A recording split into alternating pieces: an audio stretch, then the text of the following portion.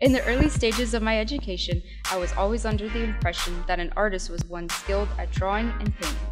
I felt that I did not excel in either, and therefore did not consider myself an artist. I've kind of had this idea to do my own show since I saw a solo here. It was a duo show about a year ago, and so I tried figuring out, what do I have that I could do a show? And you probably need at least 10 pieces to fill this hallway, and I didn't have 10 pieces to fill the hallway that were cohesive. And since I don't work in one medium specifically, I don't really technically have a body of work. So I had talked to a couple different professors about how do I use this space, how do I get my artwork out there, and one of them had suggested that there was a different artist and he used different mediums, and I like to travel a lot, so that was kind of how I got this idea that it's kind of like traveling to different places and learning about the different things that are in those places, which would be my mediums. I would say it would probably be my wooden drawer set.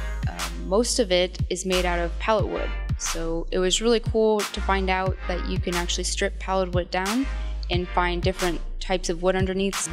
It took a very long time because the outside of it is individually planed pieces, so each one had to be made custom fit. Making each box, that also took a little while because I had to make sure my measurements were good before I cut anything. Once I had it all together and I sanded it and waxed it to seal it in, it was very rewarding to be able to open the drawers and see that it worked and that it can stand on its own. I would say I don't really have a favorite medium, but I do enjoy wood and ceramics right now. It's kind of what I've been working on recently. I like doing a lot of found objects, which I have my seashells that I collected and washed.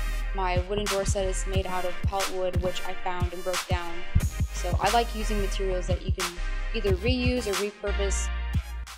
My next step after this would probably to try to get into somewhere bigger and a little bit more public, because while UHCL is a pretty public campus, just somewhere a little bit more well-known, maybe gets a different crowd of people, because here it's mostly students and faculty, which is really great, but just try to reach out to different people.